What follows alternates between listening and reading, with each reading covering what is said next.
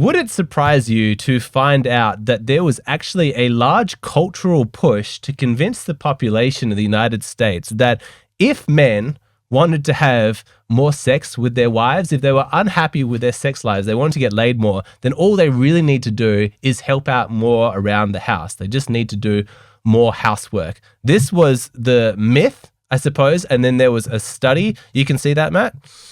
I can see that, yeah. All right, so there was a study called Egalitarianism, Housework, and Sexual Frequency in Marriage, and that's what we're going to look at today. So the question is, what do you think is going to happen to a couple if the man starts doing more chores, more helping out around the house? Is the couple going to be happier, or are they going to be more miserable? Are they going to be having more sex, or are they going to be having less sex? Matt, what are your predictions?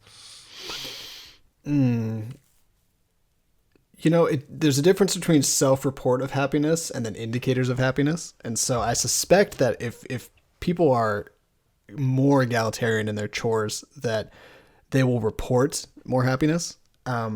But I don't know if that'll necessarily translate into sexuality, because the kind of personality of a man who wants to really show up and do his part to make sure everything's equal, not necessarily, but often correlates with the kind of guy who may not actually comfortably sit in his masculinity and let the male and the female energy kind of have its own domain. And so I suspect that even if they report higher happiness, I don't know if it'll affect the sex, but it might go down. And I may have seen this study before. I'm trying to remember. It sounds very familiar, but I might be thinking of something similar. Okay, so let's jump right in. I'll tell you straight up for the audience listening that if you help out more around the house, your wife is going to be happier. Those couples tend to be happier. I'll read directly from the study. Research shows that when men do more housework, wives' perception of fairness and marital satisfaction tends to rise, and couples experience less marital conflict. US couples who have more equal divisions of labor are less likely to divorce than are couples where one partner specializes in breadwinning and the other partner specializes in housework. So, if you help out your wife doing like the dishes, sweeping, laundry, whatever like that, she's going to be a happier person. But as it turns out, that actually didn't really motivate a lot of men. What do you think is going to motivate men to help out a lot more? Any guesses, Matt? More sex. Would be my first guess. More sex. Men are very much motivated by that. So it turned out that there was this one study that seemed to indicate preliminarily that if men help out more around the house, they were going to get laid more. And the cultural appetite for that message was just massive. From this one tiny study, it was picked up by all kinds of news media. I'll read from the study. The claim that couples who share housework have more sex has captured substantial public attention. In the popular imagination, husbands' contributions to housework seems decisive, the implications of which were recently spun in a headline, "Men want more sex? Do the laundry." This claim appears to have originated in an unpublished survey conducted by Chethic. It so captured popular imagination, or at least that of the reporters, that it led to an Associated Press story, subsequently featured online by media giants ABC, NBC, CBS, CNN, Fox, and smaller sites like the Huffington Post and China Daily.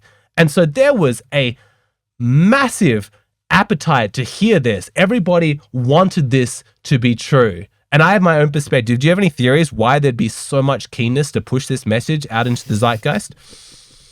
Well, the simplest reason is men love a push button A, receive output B strategy for sex. They say, like, tell me the line to say, or tell me the thing to wear, tell me the place to go, and it'll all be easy. So something as simple as do the laundry, you'll get more sex it's the kind of thing that a man would hope for, that it would actually be that easy. So I think that's, and also, I mean, there's incentive for women to be like, yeah, do the laundry more. Maybe you'll get more sex, kind of like as a way to encourage that behavior. And then, of course, she has no obligation to follow through with that. And so it's everyone. The man thinks that something good is happening because he thinks that life is that simple, and then the woman is getting more help, which she's going to be happy about. Whether it actually translates to sexuality is science will show. Right. Yeah. See, I think that's the problem, is the translating to sexuality, which I'll get to in a moment. But I think that women sincerely believe that they will sleep with their husbands more if the men help out around the household. I can picture this conversation at the end of a day. She's lying in bed. She's exhausted from doing all the chores, things like that, probably lonely, doing it by herself with the kids or whatever. The man crawls into bed and starts, kissing her neck, trying to, get some sex. And she says, I'm tired from all the chores I did all day. If only you helped around the house more, I would have more energy to pleasure you at the end of the day. And she might sincerely believe that. And some women actually have taken to using sex as like a negotiating bargaining tool. Let me read you a couple of things from the study here. Qualitative evidence supports the view that some women exchange sex for men's participation in household labor, or alternatively, withhold sex when men do not participate in household labor. And this is a quote from a woman. When Evan refused to carry his load at home, I used sex. I said, look, Evan, I would not be this exhausted and asexual every night if I didn't have so much to face every morning. And so she sees it's so convenient. He wants sex. I want to be not so exhausted. I want housework. We'll just trade, And then you get into discussions to the degree to which a wife can hook herself out. You know what I mean? Like actually exchanging sex for... Alexander, can I point out a pun that desperately needs to be made? When Evan refused to carry his load at home, I used sex. Someone please fill that in the comments. Let's continue. Let's continue. All right, but let's also not leave the audience waiting any longer. Let's actually look at the results of this study and find out, well, what actually happened to men's sex life. So let's see if you can see this graph here. What you're seeing here in the dark here is the amount of core housework being done, and this is the non-core housework. And so obviously on this axis here, the more sexual frequency, like how much times you're getting sex, and then how much the men share. And so what's the difference between core housework and non-core housework? The core housework was things like every day, like cooking, cleaning, washing up, laundry, stuff like that. The non-core was like garden work, fixing the car engine, more like one-off kind of big sort of traditionally masculine tasks. And you can see here that the men who start doing the core housework, look how much the sexual frequency goes down. These are the results. It's actually opposite of what all those news media outlets reported and what women themselves thought. The science does not bear that out. The more you engage in core feminine housework tasks, the less sex you're going to be getting. But if you stick to the traditionally masculine things, you can see here, the likelihood of you having sex goes up. So that's the answer. That's what the science says. I can't help but draw a bit of an analogy with hunting as opposed to housework, and the kind of routine minor housework things would be equivalent to like the basic collecting of small nuts and berries and things like that. But then the big one-off chores like fixing the car or, installing this new, large appliance or something is kind of like big game hunting where you only do it once every now and then, but it's a big undertaking and it requires a lot of, sometimes a ladder, sometimes a little heavy lifting, things like that. And so it almost seems, this is me just using caveman logic, but it kind of maps onto that. Oh, 100%. The sexual attraction is governed by the polarity between the genders. They even mention this specifically in the study. Just read the second half of this paragraph here. These results suggest that sexuality is governed by enactments of femininity and masculinity through appropriately gendered performances of household labor that coincide with sexual scripts, organizing heterosexual desire. So just like Matt talked about there, each gender has their kind of predetermined roles when it comes to helping out. And as it turns out that when each gender sticks to those tasks, sexual attraction seems to rise. Now, let's speculate as to why that may be. You've read The Way of the Superior Man by David Data, haven't you, Matt? Yeah, that's great. Anyone who hasn't read that, please take it with you.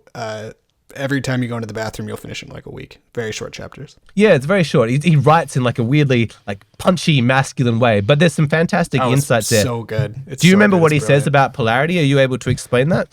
Yeah, well, the stronger the polarity between you and your partner, the more sexual tension there will be and the more passion there will be. But of course, if there's so much polarity that you're, as the study suggested, if there's so much polarity that you're not communicating well, you might actually have more fights. But then who doesn't love makeup sex? And so you're going to get more of both. You're going to get more, just sheer incomprehensibility of each other, and you'll get more sexual passion. And it speaks, I think, to something about wanting to possess that which you don't have. So if you're like a highly masculine guy and you've been doing masculine stuff all the time, and then you see your beautiful feminine wife doing feminine chores, you're like, whoa, that seems like this exotic foreign energy that I'm so desperate to possess that just seems so beautiful. I want me some of that. And so he just goes in hard to get that. Like, you can barely control yourself, that sexual impulse. And of course, it works the opposite way. If the woman sees a man doing the dishes or doing the sweeping, she might be like, oh, that's so sweet. Like, oh, that's so kind. And she feels really positive. And the science does say this. I'm not denying it, that those couples are actually happier. It's kind of like him holding happier. a puppy. It's very sweet. Right.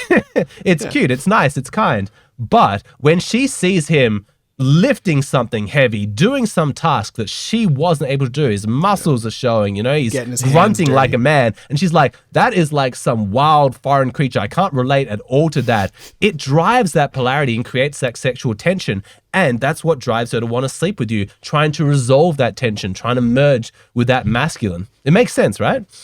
It makes sense to me. I mean, I've observed this in other partners as well as in my own relationships. When the polarity is deliberately leaned into, it actually creates a lot of spice and a lot of energy. But of course, like anything, energy can be dangerous if it's not controlled properly.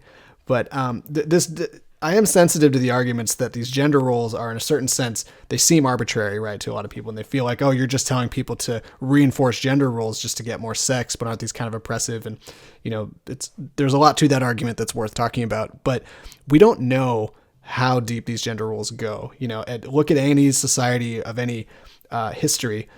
Gender roles are ubiquitous. Not the same gender roles, because different societies have different types of gender roles, but it's almost unseen to have a society that doesn't have a form of gender role. It's a form of sexual dimorphism that bubbles up all the way into our psychology. And I think, frankly, it's kind of a form of this deep role play that we play, which adds to simplicity and also adds to sexual attraction that I think is evolved. I think we didn't invent gender roles as much as they emerged within our species.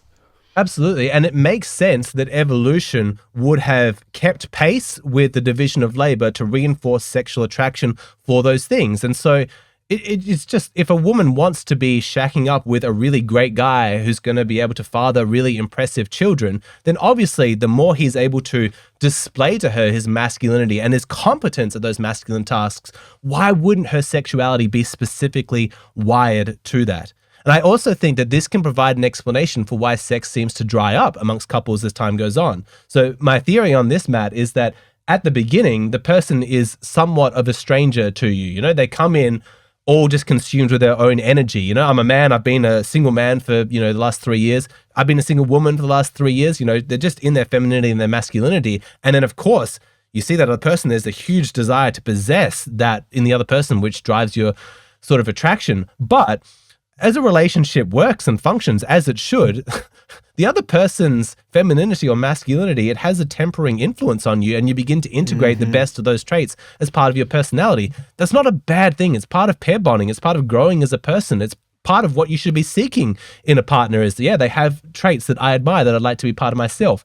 But it seems inevitable that sexual attraction and that real desire to possess and that animalistic, almost panicky, I've got to have you kind of way is naturally going to be a casualty of that.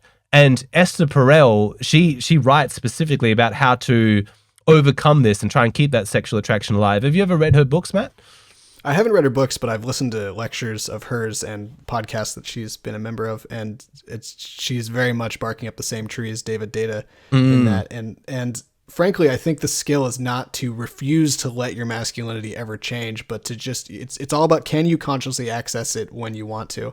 And the easiest way to practice this for men and for women to access their femininity is to spend time with same-sex friends as a deliberate activity where it's boys' night, it's girls' night. I have a men's group, and this is part of the point of the men's group, is to kind of contemplate on and enact healthy masculinity so that we can actually keep that part of ourselves, which is good for our lives in many ways, especially in our relationships.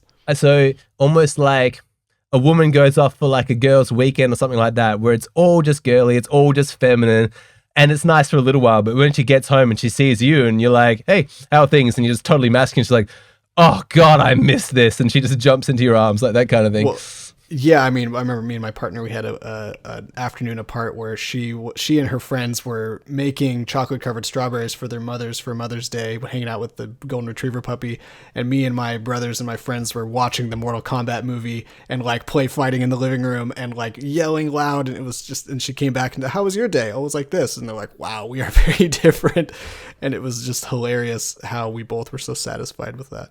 I have one last theory for why this could potentially work out is that, okay, so picture this, right? Like when a guy is single and he's trying to attract women, it makes a lot more sense for him to be displaying his masculinity. And you often see this with guys who've been domesticated, they've been in a long-term relationship, they've kind of become a bit simpish, a bit, feminine, things like that. And then suddenly the relationship ends, he gets dumped or whatever. When he goes back out into the dating market, he needs to rediscover his manhood. And it can be a painful process for a lot of these guys. He needs to go to the gym. He needs to be meeting people. He needs to be trying new things. He needs to tap into that masculine courage.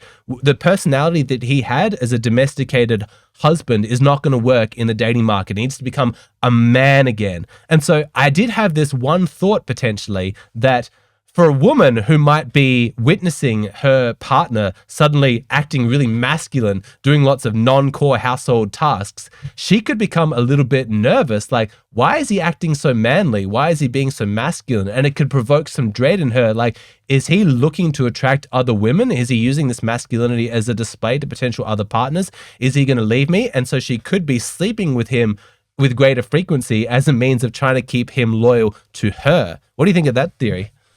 Well, that just gets into dread theory in general, which is a very plausible interpretation of a lot of phenomena that we see. It's just very dark, and so a lot of people don't want to go there. And I get why you don't want to go there, because it's very unpleasant to think about. And it just sounds like a fuel you don't want to tap into, but scarcity is real, and I'm sure that, what's his name, Robert Greene talks about this in his 48 Laws of Power, somewhere in there, I'm sure, that to come across genuinely, not in a false way, but to come across as if you have options and that you are of sufficient quality that someone actually needs to be keeping up with you in order to maintain that connection it's a good place to be in, because it actually keeps everyone on their game and on their best behavior. I would say the most common reason I see a lot of relationships fail, and I've seen a lot of relationships fail because I watch and I interact with people's relationships quite a bit, is that it's usually because one person stopped trying to grow and the other person just started slowly resenting them and begging them to grow, and they just wouldn't do it. And so if you're in a position where